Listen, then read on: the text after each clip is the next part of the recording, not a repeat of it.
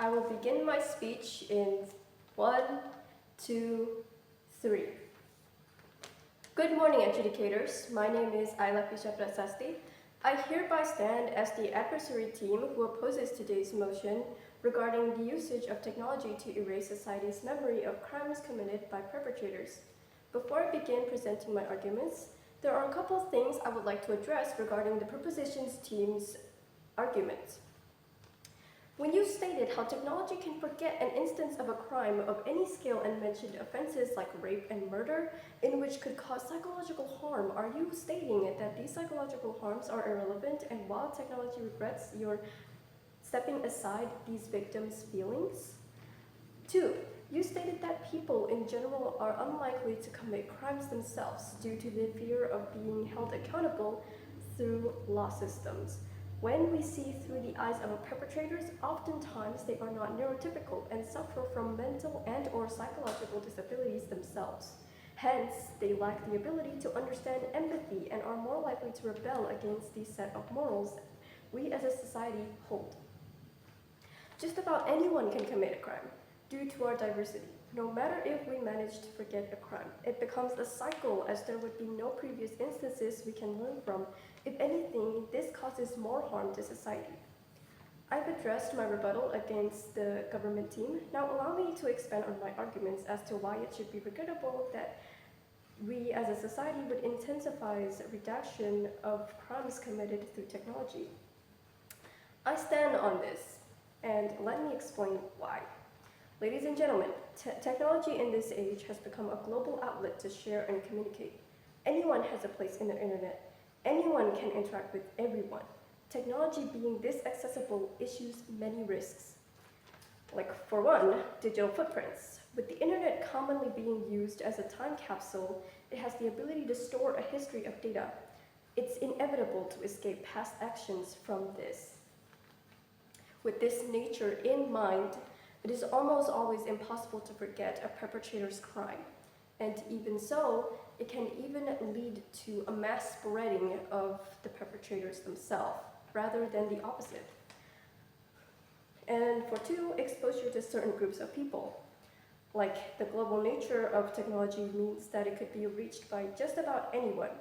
Every once in a while, there would be a circulation of news, be it a criminal outside of the digital world or even in these spaces. These types of people can still lurk in digital spaces. Due to it being diverse, these people may also build an inclusive community for people similar to them, aka a group full of perpetrators. With that said, technology may not always come in good hand when it comes to handling crimes, with more people being desensitized as they are introduced to more harmful content. Even they can be perpetrators. In addition to that, technology opposes more threat than solutions, even scaling to being utilized to perpetrate. I will explain why. My examples, such as grooming. The internet has become more accessible for pedophiles to re-offend. With children inhabiting most of these spaces, the act of grooming is bound to happen, especially within gaming communities or even open spaces like in Discord or Instagram group chats or anything of that nature. Cyberbullying. Technology provides a space for people to interact with each other. This ties back to my point regarding the global nature of technology, which enables users to act out with lack of remorse.